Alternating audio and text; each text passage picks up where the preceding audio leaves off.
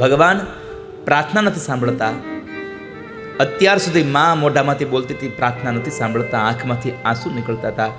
અને આ સમયે ડૉક્ટર અહેમદની આંખમાંથી આંસુ નીકળ્યા અને એટલું જ બોલ્યા, માં તમારી પ્રાર્થના ભગવાને સાંભળી છે.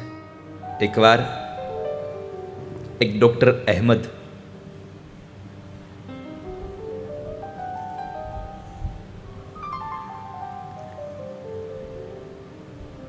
ભયંકરમાં ભયંકર રોગની તપાસ કરવા વાળો માણસ, જેણે એક રોગ ઉપર રિસર્ચ કરેલું અને એમાં એને એક એવોર્ડ આપવાનો હતો. અને એને મેડિકલ કોન્ફરન્સમાં જવા માટે થઈ અને આમંત્રણ મળ્યું. પોતે જાય છે. પ્લેન દ્વારા મુસાફરી કરવાની હતી, પણ પ્લેનમાં બેઠા પછી ત્યાં પ્લેનમાં કંઈક ખામી આવી ગઈ.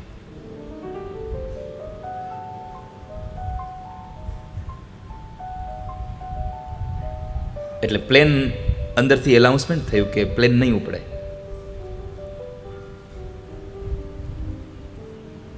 એટલે પ્લેન કેન્સલ થયું અને આને પહોંચવું પડે એમ હતું.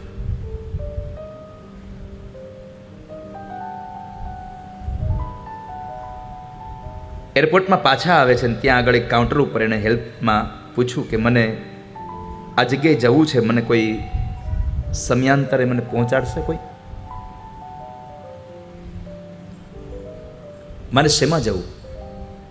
એટલે ત્યાં બેઠેલી સ્ત્રીએ એમ કહ્યું કે તમે કાર મારફતે જાઓ તો કદાચ પહોંચી જાઓ. કાર મારફતે જતા રહો તમે.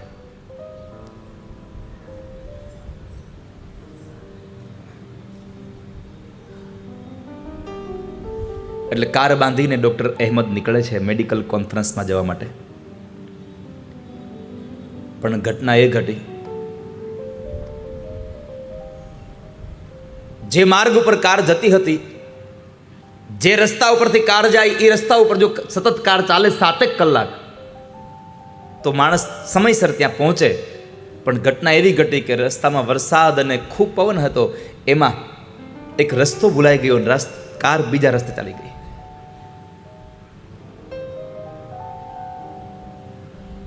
ખૂબ અંદર જાય છે, હવે તો રસ્તાઓ પણ દેખાતા બંધ થઈ ગયા છે.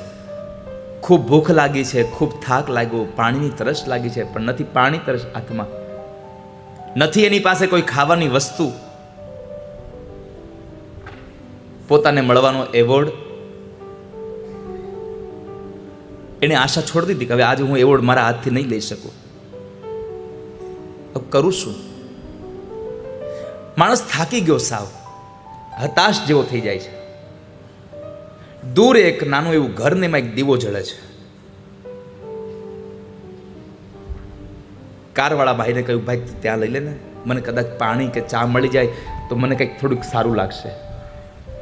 એટલે વરસાદ ખૂબ હતો એટલે ડ્રાઈવરે કાર ત્યાં લીધી અને ત્યાં લઈ જાય છે. નાનું એવું ખડકીવાળું એક મકાન હતું, ખખડાવીને અંદર જાય છે. એક વૃદ્ધ ડોશીએ એમને આવકાર આપ્યો છે. આવો ભાઈ. આવ્યા, અંદર ગયા છે. આ માણસે પોતાની વાત કરી એટલે ત્યાં બેઠા છે. માજીએ એને ચા બનાવી આપ્યો, સરસ મજાનો નાસ્તો આપ્યો છે. આ માણસ નાસ્તો કરે, ચા પીવે છે, એ સમય દરમિયાન બરાબર પેલી ડોશીમાં એક ઘોડિયા પાસે જઈ અને ઘોડિયામાં રહેલા બાળકના માથા પર હાથ ફેરવીને રડે છે. રડી રહ્યો છે.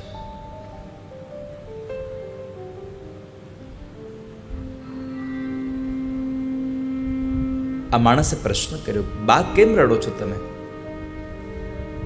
તો કહે છે કે ભાઈ, ભગવાને આજ દી સુધી મારી બધી પ્રાર્થના સાંભળી છે, પણ એક પ્રાર્થના નથી સાંભળતા. આજે શું થયું? કેમ રડો છો? મારો દીકરો ને વહુ એક કાર અકસ્માતમાં મૃત્યુ પામ્યા અને મારા માટે અમારા પૌત્રને મૂકીને ગયા છે. અહીંયા મારા માટે એક પૌત્રને મૂકીને ગયા છે.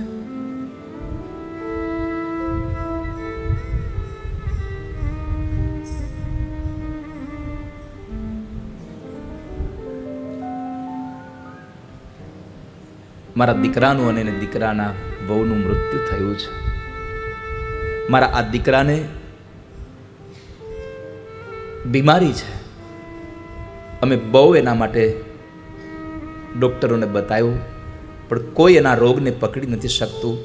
અને છેલ્લે હમણાં એક સમાચાર આપ્યા કે તમે એક શહેરમાં જાઓ અને ત્યાં શહેરમાં એક ડૉક્ટર છે, એ ડૉક્ટરને આ રોગનું નિદાન આવડે છે, પણ ભાઈ એ ડૉક્ટર પાસે જવા માટે અમારી પાસે એટલા બધા પૈસા નથી. અમારી પાસે એટલા બધા પૈસા નથી. અને મારો દીકરો હવે જીવન અને મરણની વચ્ચે ઝોલા ખાય છે. હું કેટલી એક અભાગણી માં છું. મેં મારા દીકરાને, મારા દીકરાની વહુને ગુમાવી. મારા દીકરાનો દીકરું, મારું વ્યાજ મારી સામે છે, જીવન મરણની વચ્ચે ઝોલા ખાય છે.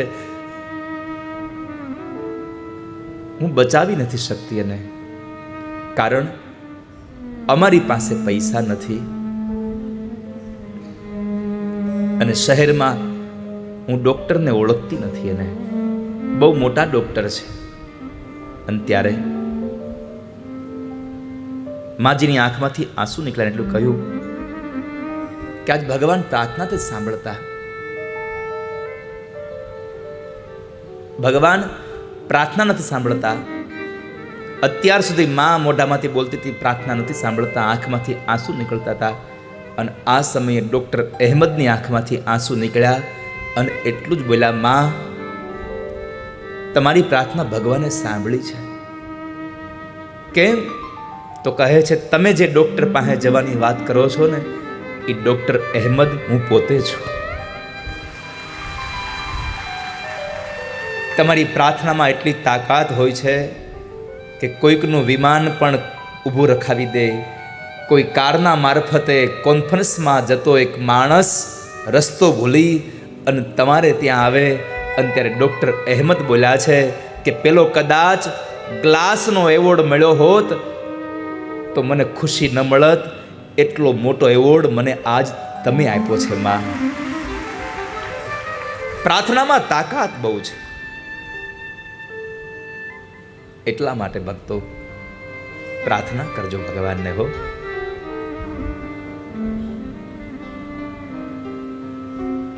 मन उसकी करो प्रार्थना, मन उसकी करो प्रार्थना, मन उसकी करो प्रार्थना,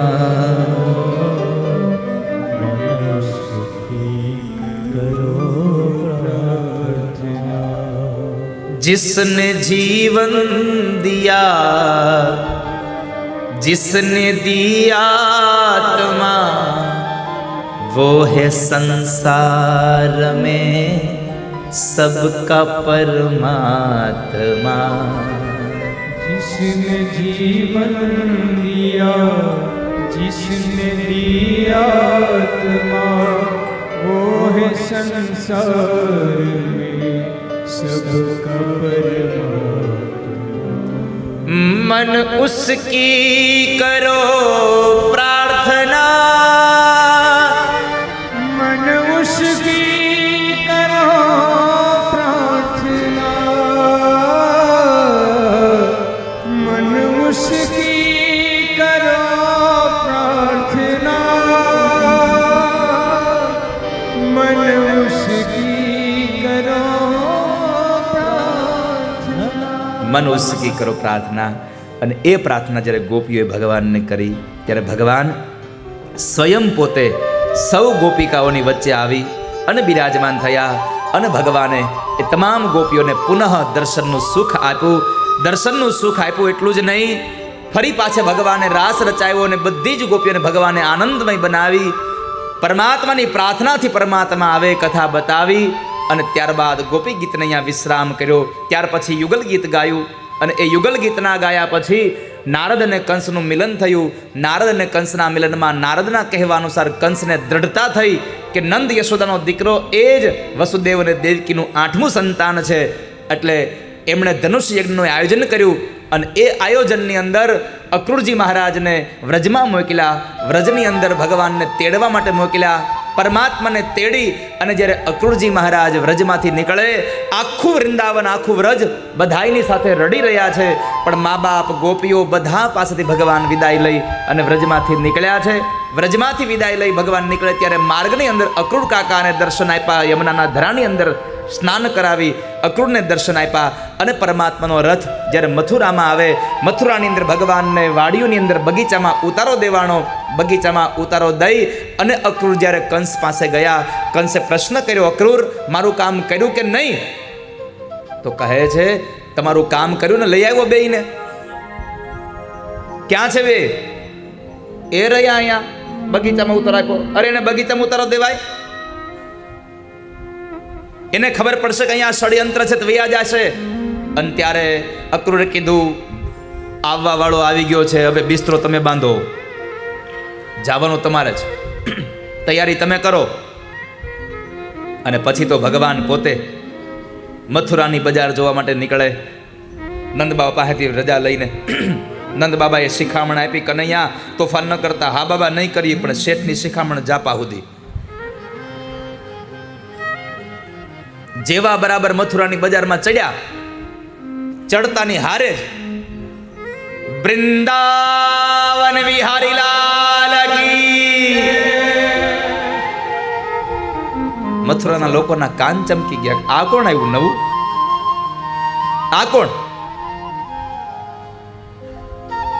પણ પછી ખબર પડી કે આ તો ઓહો નંદ યશોદાનો દીકરો આવ્યો છે. અને વાયુ વેગે ગામમાં વાત પ્રસરી ગઈ. મથુરાની સ્ત્રીઓને ખબર પડી, ઝરૂખામાં આવીને ઊભી રહી ગઈ. જેવું ટોળું નીચે નીકળે એટલે ઉપરથી છાશ નાખે, દહીં નાખે, માખણ નાખે, કોઈ સાકર નાખે, કોઈ અબીલ ગુલાલ નાખે, અને બધાના કપડાં બગાડ્યા. ને એક ગોવાળે કીધું, કનૈયા, એ કનૈયા, કપડાનું કંઈક કર. આ મેળો જોવા જઈને કાંઈ આવા મેલા હડથા જેવા કપડાં પહેરીને જવાય? હે, મેલા કપડાં પહેરીને જવાય? કંઈક કપડાનું કરો. ભગવાન કે, એલા ગોવાળિયા, હું પહેલી વાર આવ્યો છું ગામડે, પહેલી વાર આવ્યો છું હું અહીંયા શહેરમાં, મને થોડી ખબર હોય કપડાં ક્યાં મળે. અરે પણ આમ જોતો ખરો કપડાં કાંઈ. ત્યાં ભગવાન કે ચાલો વ્યવસ્થા થઈ ગઈ. કેમ? ભગવાનની નજર ગઈ, રાજનો ધોબી કપડાનું પોટલું લઈને જતો હતો આમ રાજમાં, ઇસ્ત્રી કલ્લા ટાઈટ, કોલસાવાળી ઇસ્ત્રી. આ પેલા છે ને ઇસ્ત્રી નહોતી ને, તો એ કપડાને ઇસ્ત્રી ભાંગવી એટલે શું કરે ખબર? તપેલીમાં કે લોટામાં દેતવા ભરે ને એને કપડાથી પકડીને ઢવડે, એમ ઇસ્ત્રી કરતા. તો એને ઇસ્ત્રીવાળું પોટલું હતું, એ લઈને જતો હતો.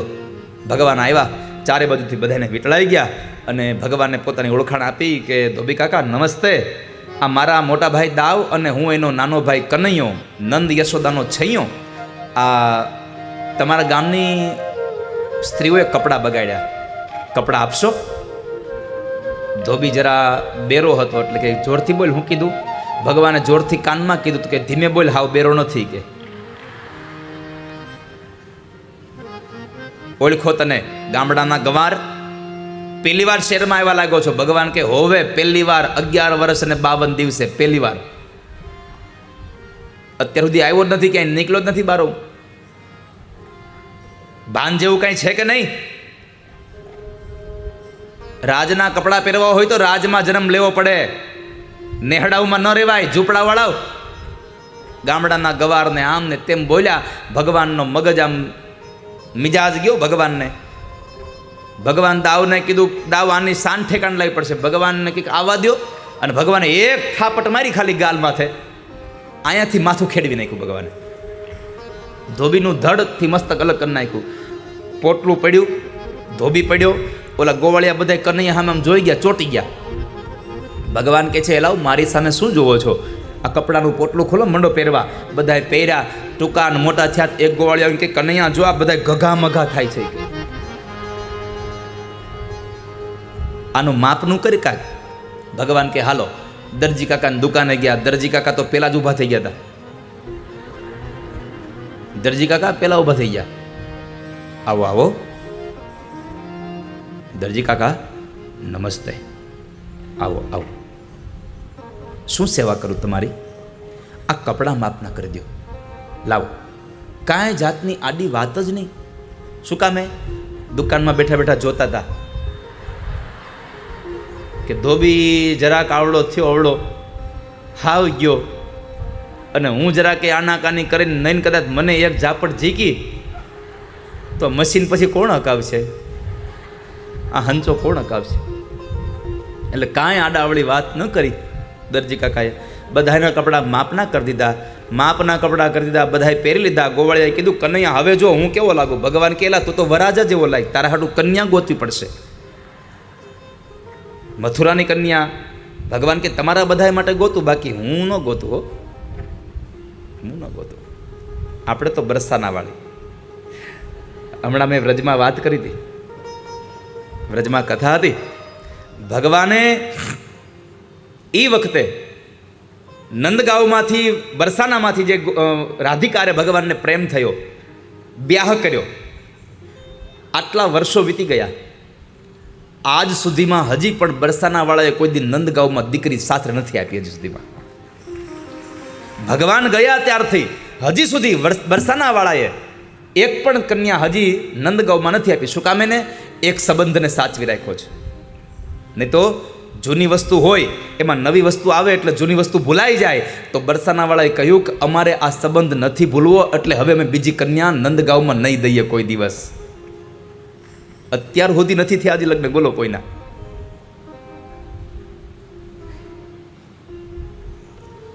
મથુરાની અંદર ભગવાને દરજી કાકાને પૂછ્યું, દરજી કાકા કેટલા પૈસા દેવાના? હવે દરજી કાકાને મૂંઝવણ ઊભી થઈ. હે, લેવા કે ન લેવા? લેવા કે ન લેવા? પણ એને વિવેક કર્યો. અમુક અમુકને વિવેક બહુ આવડે પાછો. ખોટો, હાવ ખોટો હોય.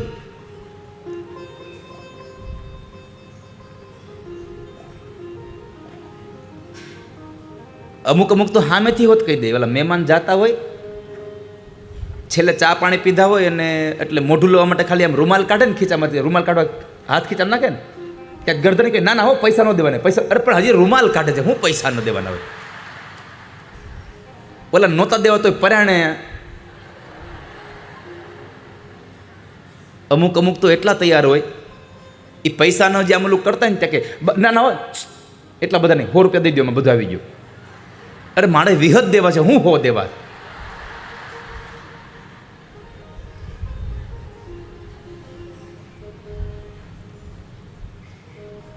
હું લેવું છે તારે?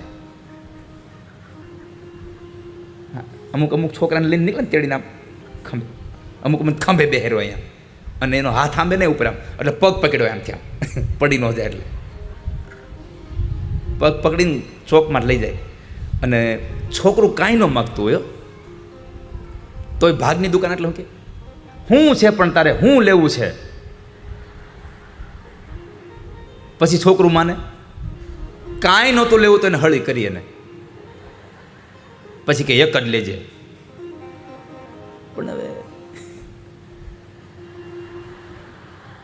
ક્યાંથી આવું બધું મને? એ રામ.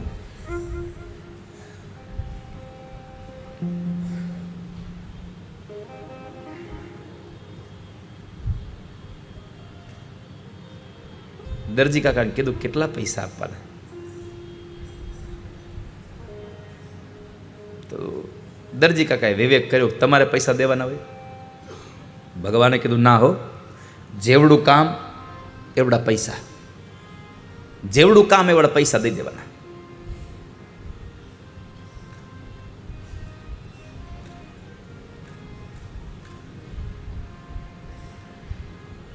ભગવાને બહુ કીધું એટલે દરજી કાકાએ કીધું એક કામ કરો, કુર્તાનો આનો અને પાયજામાના 2 આના આપી દો. ભગવાને બધાનો હિસાબ કરીને આપ્યો.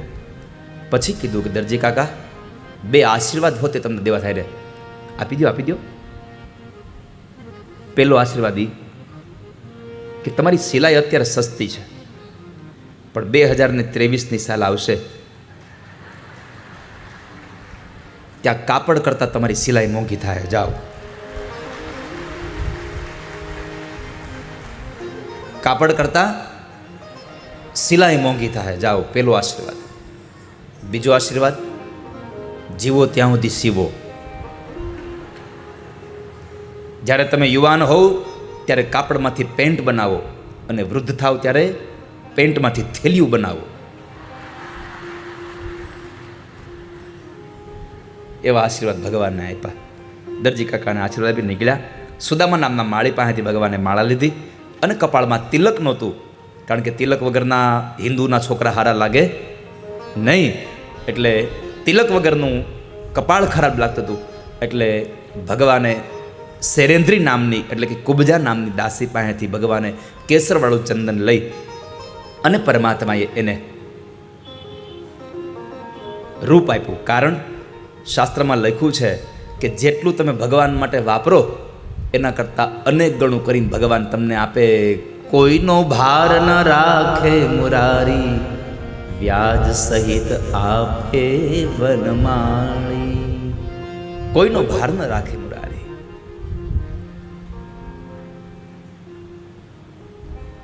વ્યાજ સહિત પાછું આપે વનમાળી.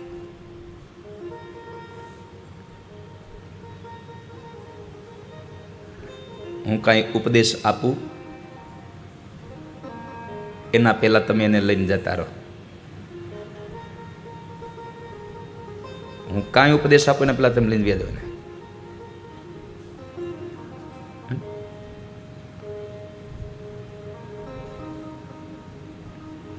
એને કથા મંડપની બહાર જ રમાડવા લઈ જાઓ. એટલે મને કથા કરવા દો તમે. જાઓ.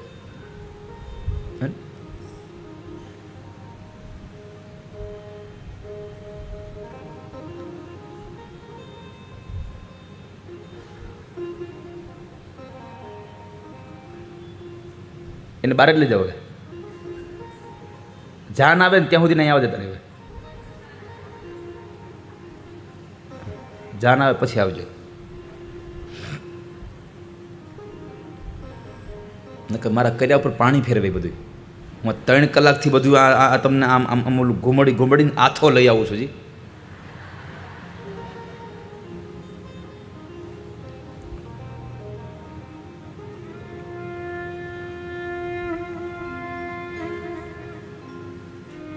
કોઈનો ભાર ન રાખે મુરારી, વ્યાજ સહિત પાછું આપે વનમાળી. તમે જેટલું પણ સત્કર્મ કરો છો ને એનું અનેક ગણું કરીને ભગવાન ઠાકોરજી પાછું આપે છે. આજે આટલી મોટી જનસંખ્યા બેઠી છે. ખૂબ લોકોએ આજે મને આજે તું આ નામ બોલીને થાકી જાવ એટલે આજે મારે તો આ બધા નામ બોલવા છે ને શ્રદ્ધાદાન દઈ દેવા છે. હા, કેટલા પેજ આમ જોત આ અડધી બુક ભરીને મોકલી અહીંયા. કારણ ઠાકોરજી અહીંયા આવ્યા છે અને એ ઠાકોરજીની કથાના માધ્યમથી જ્યારે તથાસ્તુ વિદ્યાપીઠનો સંકલ્પ થયો અને એની ખબર જ્યારે વડોદરાવાળાઓને પડી તો વડોદરાવાળાએ કહ્યું કે અમે ઉણાહેના ઉતરીએ આમાં આવે. એટલે સૌ લોકોએ તથાસ્તુ વિદ્યાપીઠને ખૂબ દાન આપ્યું છે. આજે આટલી મોટી જનસંખ્યા બેઠી છે. ફરીવાર એક જ મારી પ્રાર્થના છે, વધારે આપણે દાન ના આપી શકીએ તો કાંઈ નહીં, પણ જે હું 10,000 લોકોનો એક પરિવાર બનાવવા જઈ રહ્યો છું, રાધે રાધે પરિવાર 10,000 લોકોનો, એ 10,000 લોકોના પરિવારમાં તમને બધાને મારી પ્રાર્થના છે 10,000 લોકો ભેગા થશે, નામ પછી નામ પૂરા થઈ જશે, પછી એમાં નામ નહીં ઉમેરીએ તો 10,000 લોકોનો જે પરિવાર બને છે એ પરિવારમાં વડોદરાવાસીઓ સૌથી મોટો ફાળો તમારો રહે અને મને કાયમ માટે આ કથા યાદ રહે એવી આપ સૌને પ્રાર્થના છે. બીજું કશું જ નથી કરવાનું. દર વર્ષે ખાલી 2100 રૂપિયા આપણે તથાસ્તુ વિદ્યાપીઠને દાન આપવાના છે. કેટલા?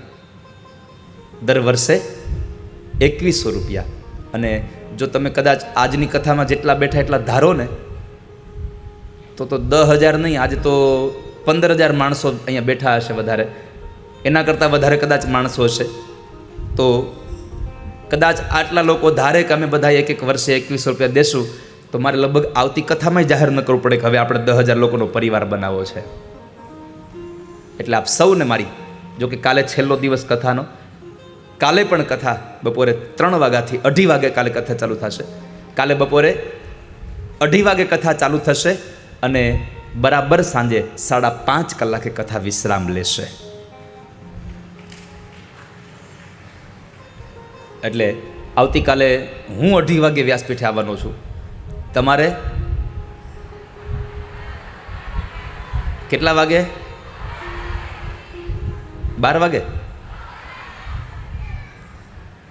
11 વાગે? આજે 12 વાગે કેટલા આવ્યા હતા? સાચું કરજો. આટલા બધા 12 વાગે બેસી ગયા હતા? હે 11 વાગ્યાના?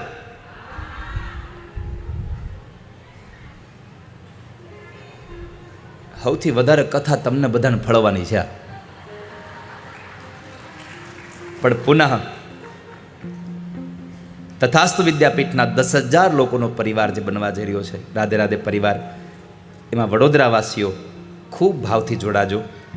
અને એ તથાસ્તુ વિદ્યાપીઠમાં સ્કૂલ બિલ્ડિંગ બનશે, બધું બનશે. છોકરાઓને ભણવા માટે થઈને બેસવા માટે બેન્ચીસો જોશે, એમાં લેબ બનાવવાની બધી, એમાં આજે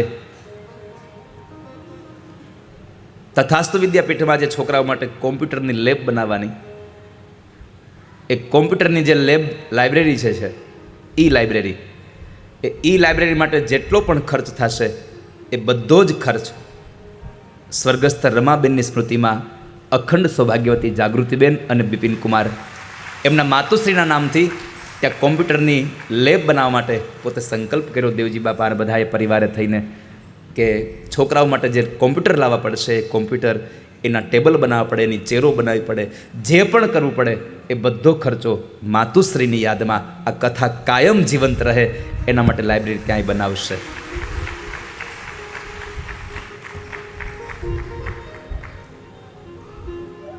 છોકરાઓ માટે ઈ લાઇબ્રેરી બનાવીશું. એમ ન સમજશો ક્યારે કે મફતમાં ભણાવવાના છે એટલે જેવું ને તેવું ભણતર હશે. હું તમને ભરોસા સાથે કહું છું કે જ્યાં લાખો રૂપિયા ફી ભરીને જે ભણવામાં આવે છે ને, એવું ભણતર 1 રૂપિયો ફી લીધા વગરના તથાસ્તુમાં ભણાવીશું અમે. એના રહેવા માટેની વ્યવસ્થા એટલી સારી હશે, એના જમવા માટેની વ્યવસ્થા એટલી સારી હશે.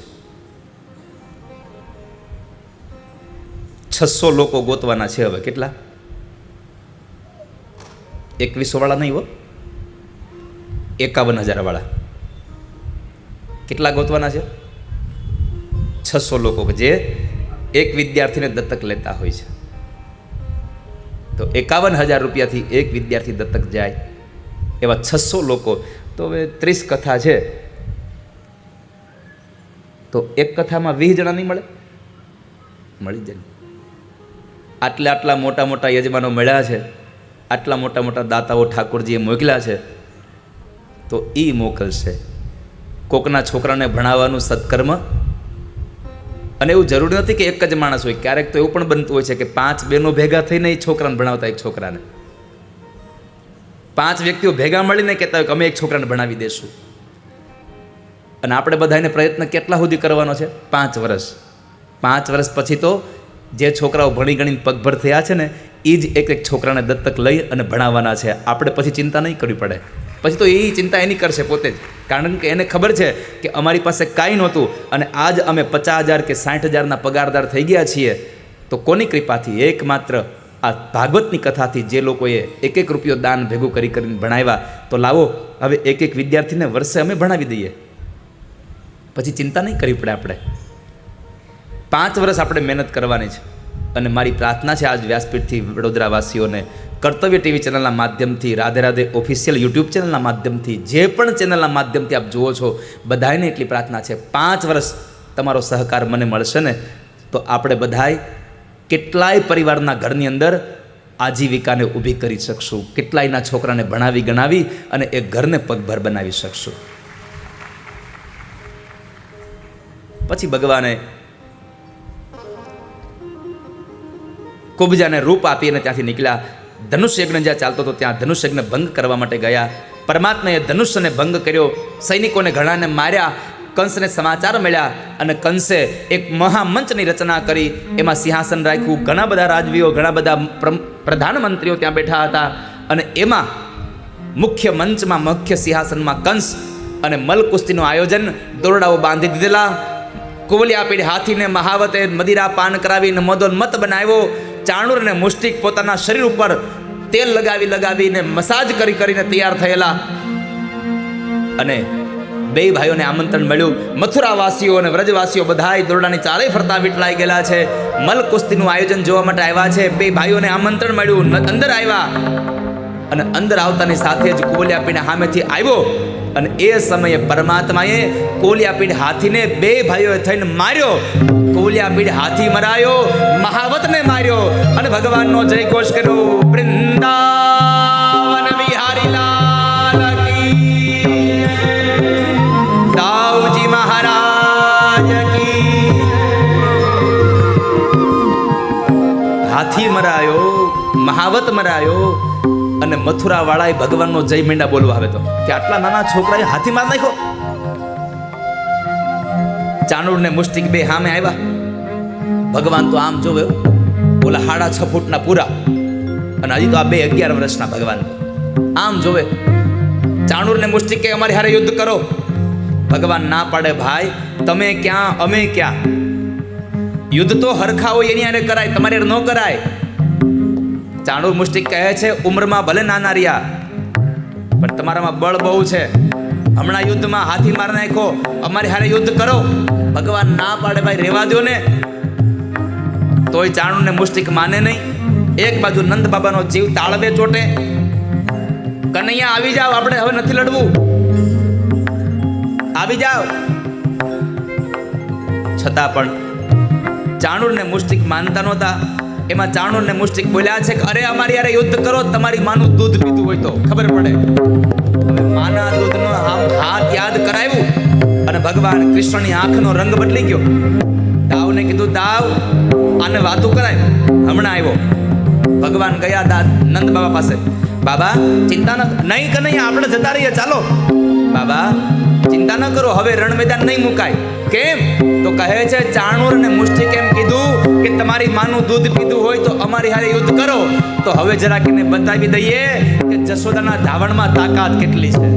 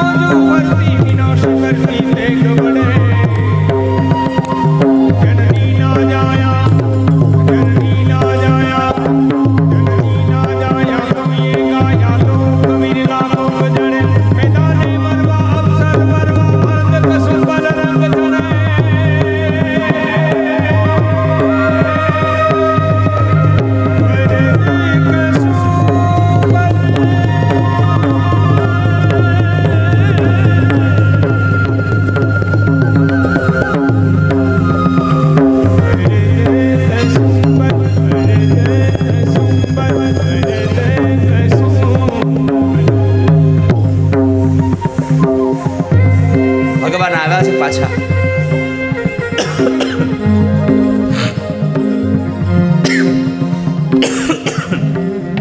અંગ ઉપરનું ઉતરી નીચે મૂક્યું.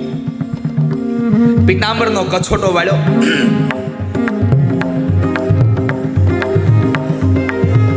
અને ભગવાન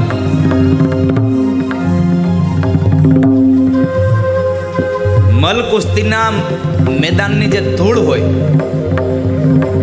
એ ધૂળને આમ ઉપાડી પોતાના ખભા પર નાખી અને પોતે પાછા મુઠ્ઠા ભરી ચાણૂરને મુષ્ટિકની છાતી ઉપર નાખ્યું. બે ભાઈઓ આવ્યા. ચાણૂરને મુષ્ટિક જે આમ પકડવા જાય ને, ત્યાં બે ભાઈઓ ચાણૂરને મુષ્ટિકના પગ નીચેથી નીકળી ગયા, ગળકી ગયા. પાછળ જઈને ભગવાને તાળીઓ વગાડી, એ અહીંયા અહીંયા અહીંયા. જ્યાં પાછું વાળું જોવે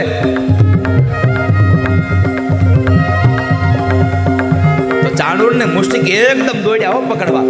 જેવા પકડવા માટે દોડ્યા, ભગવાન લાંબા તરફ હોઈ ગયા, એ પાછા ટપીને વહી ગયા.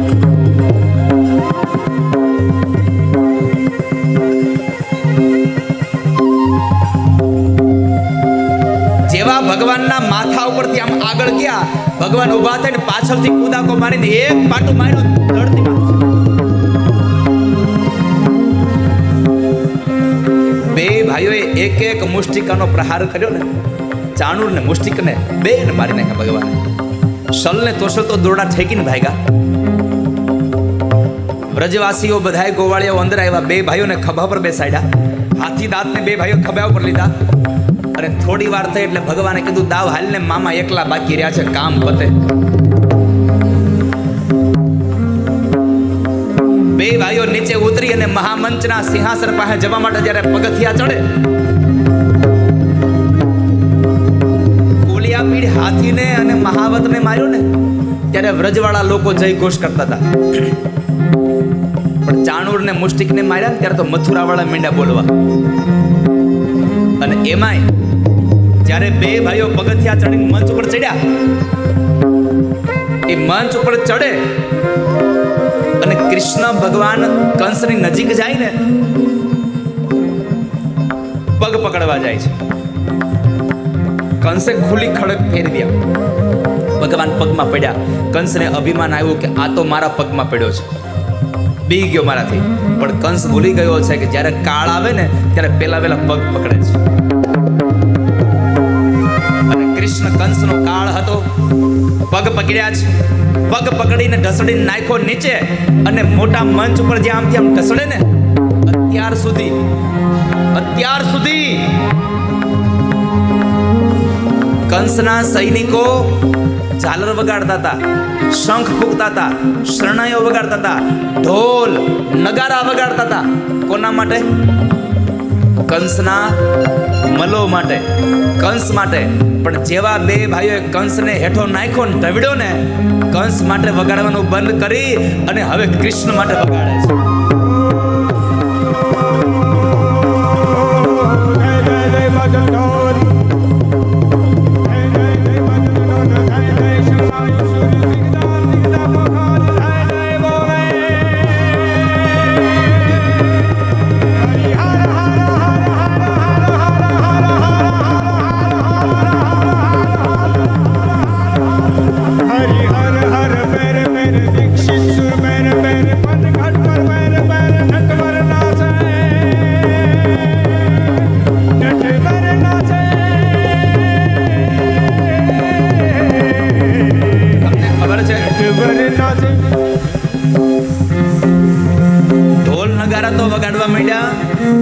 મથુરાવાળા લોકો તાળીઓ વગાડતા હતા કનૈયાના મિત્રોની હારે. અને કનૈયાના મિત્રો નીચે બેઠા બેઠા ઉભા તાળીઓ વગાડે, કુદાકા મારે.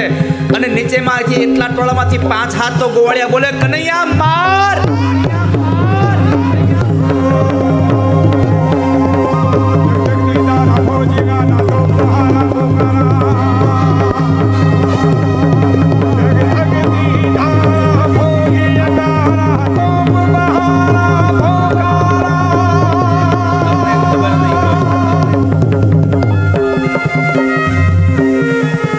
રજવાડા તો તાળીઓ વગાડતા હતા. પણ આ બધું શું કામ કરવામાં આવે? જ્યારે આપણો છોકરો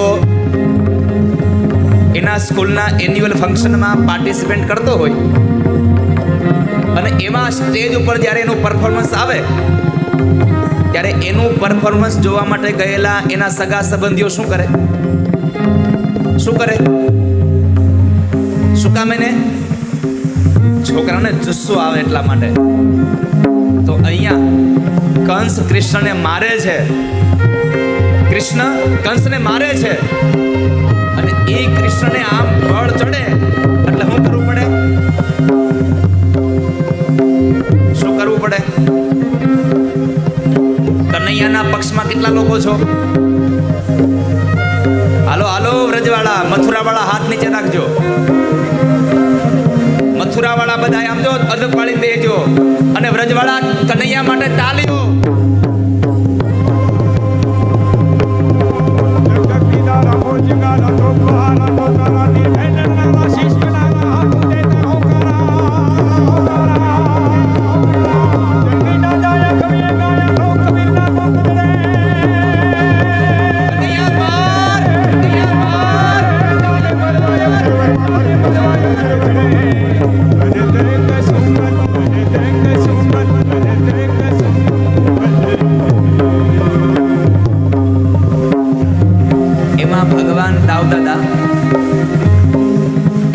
કંસના પગ ઉપર બેસી ગયા અને ભગવાન કૃષ્ણ કંસના પેટ ઉપર બેઠા છે. ભગવાને એક હાથે આમ કપડાનો પકડ્યા છે અને બીજો હાથ આમ ઉપાડે, માથામાંથી મુગટ પડી ગયો છે, મોઢામાંથી લોહીની ધારાઓ નીકળે છે. અને તો એવા સમયે દુષ્ટ કંસ ભગવાન કૃષ્ણને એક સંદેશો આપે છે. અમુક સમયે અમુક ભલે ખરાબ માણા હોય પણ અમુક વાત એની જીવનભર યાદ રાખવા જેવી હોય. કંસે કહ્યું, મને મારી નાખો કૃષ્ણ, તમે તમારા હાથથી મોત મળે એના જેવું બીજું મૃત્યુ હોય ક્યાં? મને જાણું છું તમે નાથ કૃષ્ણ છો, પણ મારે તમને એટલું કેવું છે કે મને માર્યા પછી મથુરાના રાજા બનો ને, તો મથુરાના રાજા બન્યા પછી મથુરાના લોકોનો ભરોસો કરતા નહીં હો. આ દુનિયાના લોકોનો ભરોસો નહીં કરતા. કેમ? તો કહે છે કે અત્યાર સુધી મથુરાના લોકો કંસનો જય બોલાવતા હતા, આજ મારો સમય નબળો આવ્યો, કૃષ્ણ તારો જય બોલાવે છે, અને કાલ તારો સમય નબળો આવશે તો ભાણા ભાઈ તમારી જય નહીં બોલાવે, કાઢી મૂકશે.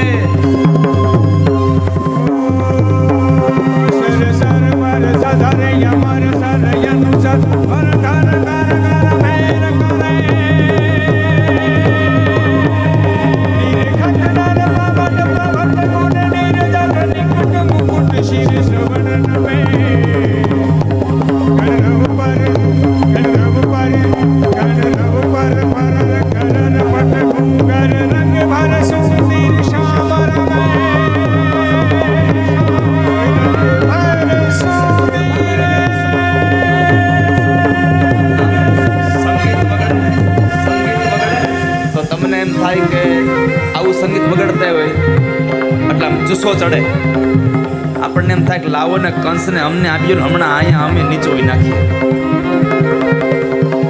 આપણે ઓલા પિક્ચર જોવા જાય તો નથી થતું? પિક્ચર જોવા જઈએ ત્યારે કેવું થાય, એમાં ફાઇટિંગ આવે અને એટલું બધું સુંદર મજાનું સંગીત વગડે તો ઘણા તાન ચડે તો ખુરશીના હાથા પકડી લે.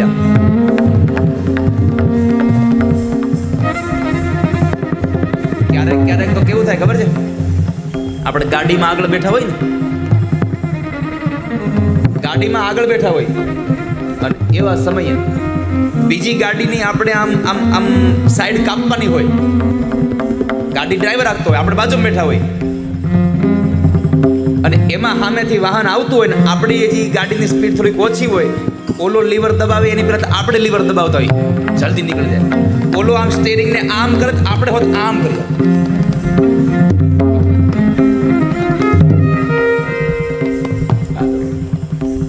અને ભગવાન એક મુષ્ટિકાનો પ્રહાર કરે કંસની છાતીમાં, કંસનો પ્રાણ નીકળ્યો. દેવતાઓએ પુષ્પના ટોપલાથી ભગવાન ઠાકોરજીને વધાવ્યા. કૃષ્ણ કનૈયા લાલ કી, વૃંદાવન બિહારી લાલ કી, દાઉજી મહારાજ કી.